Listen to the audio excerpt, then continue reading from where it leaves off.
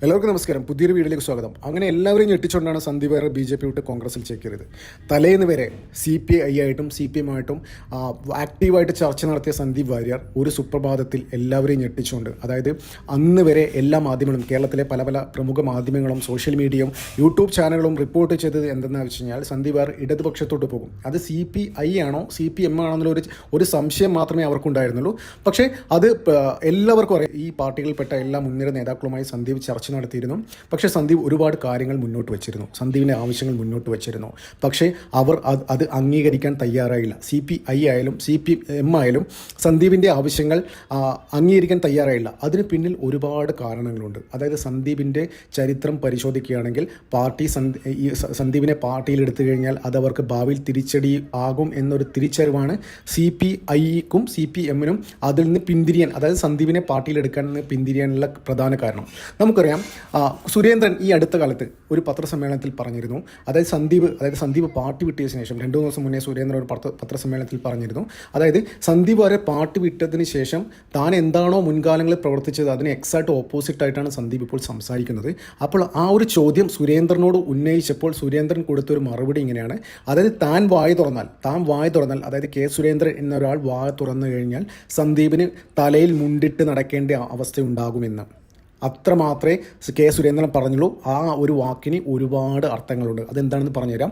നമുക്കറിയാം, കുറച്ച് ദിവസം മുന്നേ, അതായത് 1-2 വർഷം മുന്നേ സന്ദീപിനെ സംസ്ഥാന വക്താവ് സ്ഥാനത്ത് നീക്കം ചെയ്തിരുന്നു BJP. അതെന്ത് കാരണത്താണ്?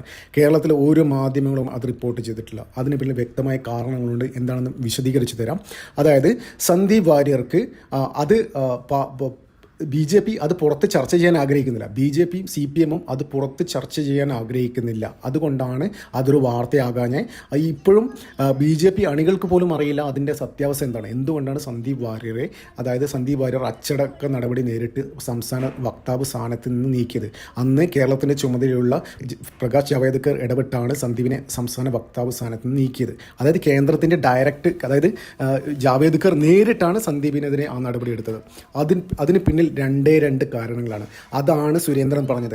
അതായത് സന്ദീപിൻ്റെ രാഷ്ട്രീയ ഭാവി തന്നെ, സന്ദീപിന് രാഷ്ട്രീയത്തിൽ തന്നെ എന്നേക്കുമായി ഇല്ലാതാക്കാൻ ശ്രമിക്കുന്ന ഒരു കാര്യം സുരേന്ദ്രൻ്റെ കയ്യിലും BJP നേതാക്കളുടെ കയ്യിലുണ്ട്. അതായത് CPM നേതാക്കളുടെ കയ്യിലുണ്ട്. അത് വേണ്ട സമയത്ത് സന്ദീപ് നിലമറന്ന് പ്രവർത്തിക്കുകയാണെങ്കിൽ അവരെടുത്തിട്ട് പ്രയോഗിക്കും. സന്ദീപിൻ്റെ രാഷ്ട്രീയ ഭാവി തന്നെ എന്നേക്കുമായി ഇല്ലാതാകുന്ന ഒരു കാര്യമാണത്. നമുക്കറിയാം, സന്ദീപ് വാര്യർ BJP വിട്ടിട്ട് കോൺഗ്രസിൽ ചേക്കേറിയതിന് പ്രധാന കാരണം എന്തെന്ന് പറഞ്ഞു കഴിഞ്ഞാൽ, ആദ്യം പറഞ്ഞത് സുരേന്ദ്രനാണ് കാരണം. അത് സുരേന്ദ്രൻ എന്താണ് ചെയ്യുന്നത് സന്ദീപ് പറഞ്ഞില്ല. സുരേന്ദ്രനാണ് കാരണം. പിന്നെ അതുമാത്രമല്ല, BJP വെറുപ്പ് ഉളവാക്കുന്ന ഒരു ഫാക്ടറിയാണ്, അതുകൊണ്ട് എനിക്ക് അവിടെ നിൽക്കാൻ പറ്റുന്നില്ല, അങ്ങനെയുള്ള കാര്യങ്ങൾ പറഞ്ഞിട്ടാണ് സന്ദീപ് വാര്യർ പാർട്ടി വിട്ടത്. അപ്പോൾ സുരേന്ദ്രൻ കാരണമാണെന്ന് ഒരു ആരോപണം മാത്രമേ ഉന്നയിച്ചുള്ളൂ. എന്താണ് സുരേന്ദ്രൻ സന്ദീപിനോട് ചെയ്തതെന്ന് ഒരു കാര്യം പോലും പറഞ്ഞില്ല. അത് പറയാൻ പറ്റില്ല. അതായത് കോൺഗ്രസിൽ ചേക്കേറുന്നതിന് മുമ്പേ കോൺഗ്രസ്സുകാർ ഒരുപാട് നിബന്ധനകൾ മുന്നോട്ട് വെച്ചു. അതായത് സന്ദീപ് വാര്യർ നരേന്ദ്രമോദിയും പാർട്ടിയും എല്ലാം തള്ളിപ്പറയണം, സുരേന്ദ്രനെതിരെ ഗുരുതര ആരോപണങ്ങൾ ഉന്നയിക്കണം എന്നൊക്കെ പറഞ്ഞു. പക്ഷേ സന്ദീപിന് അത് പറ്റില്ല. ബാക്കി എന്തുവേണം പറയാം. സന്ദീപ് നരേന്ദ്രമോദിയെ തള്ളിപ്പറഞ്ഞു, BJP ആശയങ്ങളെ തള്ളിപ്പറഞ്ഞു, എന്തിന് RSSനെ പോലും തള്ളിപ്പറഞ്ഞു. കേരളത്തിലെ BJPക്കാരുടെ സംഖ്യകൾ ഒരിക്കലും സഹിക്കില്ല. BJP സുരേന്ദ്രനോ എന്ത് പറഞ്ഞു കഴിഞ്ഞാലും അവർ സഹിക്കും. പക്ഷേ RSSനെ തള്ളിപ്പറഞ്ഞു കഴിഞ്ഞാൽ അവർ സഹിക്കില്ല. അപ്പോൾ സുരേന്ദ്രനെതിരെ, അതായത് കോൺഗ്രസും മുസ്ലിം ലീഗും സന്ദീപിന് മേൽ സമ്മർദ്ദം ചെലുത്തി. സുരേന്ദ്രനെതിരെ പോലും ആരോപണം ഉന്നയിക്കണം. പക്ഷേ അതൊരു ചെറിയ ആരോപണത്തിൽ ഒതുങ്ങി. അതായത് സുരേന്ദ്രൻ കാരണം പാർട്ടി വിട്ടത് എന്നാണ് അദ്ദേഹം പറഞ്ഞത്. പക്ഷേ എന്താണെന്ന് അദ്ദേഹം ഇപ്പോഴും പറഞ്ഞില്ല. സന്ദീപിന് ഒരിക്കലും പറയാൻ പറ്റില്ല. ഒരു കാര്യം പറയട്ടെ, സന്ദീപിനെ 2 വർഷം മുന്നേ വക്താവ് സ്ഥാനത്ത് നിന്ന് മാറ്റിയതിൻ്റെ കാരണം എന്താണെന്ന് സുരേന്ദ്രൻ പറഞ്ഞു കഴിഞ്ഞാൽ സന്ദീപ് രാഷ്ട്രീയമായി ഇല്ലാതാകും, സന്ദീപ് വരെ തവിട് പൊടിയാകും. അമ്മാതിരി കാര്യങ്ങളാണ് ഉള്ളത്. അതോ ഇപ്പോൾ ഒരുപാട് സോഷ്യൽ മീഡിയ ഹാൻഡിൽസ് നിന്ന് വരുന്നത്, ഇപ്പം പല കാര്യങ്ങളും പല സംഖ്യകളും പലതും വിളിച്ചു പറയാൻ തുടങ്ങി. അതായത് ഈ തൃശ്ശൂരുമായി ബന്ധപ്പെട്ട് പ്രവർത്തിക്കുമ്പോൾ സന്ദീപ് വാര്യർ അവിടെ നടത്തിയ അനാശാസ്യ പ്രവർത്തനത്തിന് നാട്ടുകാർ പിടികൂടി ഇയാളുടെ കൈയും കാലും തല്ലുപിടിച്ച് ഒരു വീഡിയോ BJPക്കാരുടെ കയ്യിലുണ്ട്, CPMകാരുടെ കയ്യിലുണ്ട്. അന്ന് സന്ദീപിനെ കൈയും കാലം അടിച്ചു പൊട്ടിയത് അവിടുത്തെ BMS പ്രവർത്തകരും CIT പ്രവർത്തകരുമാണ്. ഇദ്ദേഹത്തെ നേരിട്ട് നൂൽബന്ധം പോലും ഇല്ലാതെ ഇയാളെ പിടികൂടി. ആ തെളിവ് സഹിതം സുരേന്ദ്രൻ BJPക്കാരുടെ കയ്യിലുണ്ട്. സന്ദീപ് വാര്യർ അധികം കളിച്ചു കഴിഞ്ഞാൽ ആ സാധനം പുറത്ത് പുറത്തു വരും. അതാണ് സുരേന്ദ്രൻ പറഞ്ഞത്. സുരേന്ദ്രൻ ഒരു മാന്യനായതുകൊണ്ടാണ് അക്കാര്യമൊന്നും പുറത്തു വിടാത്തത്. അതായത് BJPക്കും RSSനും ഒരു ഐഡിയോളജി ഉണ്ട്. പാർട്ടി ആര് പോയാലും അവരെ അധികം വലിയ രീതിയിൽ ദ്രോഹിക്കില്ല. അത് നാളെ ഇതിലോട്ട് തിരിച്ചു വരേണ്ട ആളാണെന്നുള്ളൊരു തോന്നലാണ് അവരങ്ങനെ പ്രേരിപ്പിക്കുന്നത്. നമുക്കറിയാം ഒരുപാട് ചരിത്രങ്ങളുണ്ട്. മുമ്പ് ഗുജറാത്തിൽ കേശുഭായ് പട്ടേൽ മോദിക്കെതിരെ പോലും പ്രവർത്തിച്ചും മോദി പ്രധാനമന്ത്രി ആയപ്പോൾ ആദ്യം പോയി കണ്ടത് കേശുഭായ് പട്ടേലിന്. അതായത് സംഘത്തിനൊരു അങ്ങനെ ഒരു ഐഡിയോളജി ഇല്ല. പാർട്ടി ആര് പോയി കഴിഞ്ഞാൽ അവരെ മാന്യമായ രീതിയിൽ ട്രീറ്റ് ചെയ്യും. ആ മര്യാദയാണ് സുരേന്ദ്രൻ ഇവിടെ കാണിച്ചത്. അപ്പോൾ സുരേന്ദ്രൻ പത്രക്കാരോട് പറഞ്ഞത് എന്തെന്ന് വെച്ച് കഴിഞ്ഞാൽ താൻ വാ തുറന്നു കഴിഞ്ഞാൽ തലയിൽ മുണ്ടിട്ട് നടക്കേണ്ട അവസ്ഥയായിരിക്കും. അതായത് ഈ കാണുന്ന ഈ പിക്ചർ ഉണ്ടോ, ഈ വീഡിയോയിൽ നിങ്ങൾ കാണുന്ന ഈ പിക്ചർ, ഇതാണ് അന്ന് സന്ദീപ് വാര്യരെ കൈയും കാലും BMS പ്രവർത്തകരും CIT പ്രവർത്തകരും ഇന്ന് അടിച്ച് പൊളിച്ചൊരു പിക്ചറാണ് നിങ്ങൾ ഇപ്പോൾ കാണുന്ന ഈ വീഡിയോയുടെ മുകളിൽ കാണുന്നത്. ഇതിൻ്റെ മുകളിൽ കാണുന്നത്. അതിന് ഉത്തരം പറയൂ സന്ദീപ് ആദ്യം.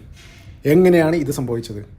ഇത് ശരിക്ക് ഈ ഒരു സാധനം മീഡിയയുടെ മുന്നിൽ വന്നു കഴിഞ്ഞാൽ താൻ രാഷ്ട്രീയമായി എന്നേക്കുമായി ഇല്ലാതാകും. അതുമാത്രമല്ല അന്ന് മാധ്യമപ്രവർത്തകർ സന്ദീപിനെ അച്ചടക്ക നടപടിക്ക് വിധേയമാക്കിയിട്ട് മാധ്യമപ്രവർത്തകർ പലരും സുരേന്ദ്രനോട് കുത്തി ചോദിച്ചിരുന്നു എന്താണ് കാരണം, എന്താണ് റീസൺ.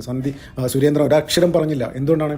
അവരുടെ രാഷ്ട്രീയ മര്യാദ കൊണ്ടാണ്. അപ്പോൾ സന്ദീപ് വാര്യർ ഇന്ന് കാട്ടിക്കൂട്ടുന്ന കോൺഗ്രസ് ഇപ്പോൾ ഇന്ന് കാട്ടിക്കൂട്ടുന്ന പല കാര്യങ്ങൾക്കും BJP മറുപടി പറയാൻ ഇറങ്ങിക്കഴിഞ്ഞാൽ സന്ദീപ് വാര്യർ നിലംതൊടില്ല, തലയിൽ മുണ്ടിട്ട് നടക്കേണ്ടി വരും, രാഷ്ട്രീയമായി ഇല്ലാതാവും. കേരള രാഷ്ട്രീയ ചരിത്രത്തിൽ സന്ദീപ് വാര്യർ വിസ്മൃതിയിലേക്ക് പോകും, അത് ഉറപ്പാണ്. പക്ഷേ അത് BJPക്കാർ ചെയ്യില്ല, അവരുടെ മര്യാദയാണ്. അതായത് പാർട്ടി വിട്ട് ഇപ്പോൾ ആരും അങ്ങനെ ഉപദ്രവിക്കാറില്ല. പക്ഷേ CPM-കാരാണെങ്കിൽ അവർ വെറുതെ ഇരിക്കില്ല, അവർ ശരിക്കും നശിപ്പിച്ച് കളയും പാർട്ടിയിൽ നിന്ന്. CPM-ൻ്റെ ഇതറിയാലോ, CPM BJP ഈ വിഷയത്തിൽ രണ്ടും രണ്ട് തട്ടിലാണ്. അവർ CPM ചിലപ്പോൾ ഇന്നോവ ഇട്ടിട്ട് 51 വെട്ടിയിട്ടൊക്കെ നശിപ്പിച്ച് കളയും, അത് വേറെ കാര്യം. പക്ഷേ BJP അങ്ങനല്ല, അവർക്കൊരു രാഷ്ട്രീയ മര്യാദയുണ്ട്.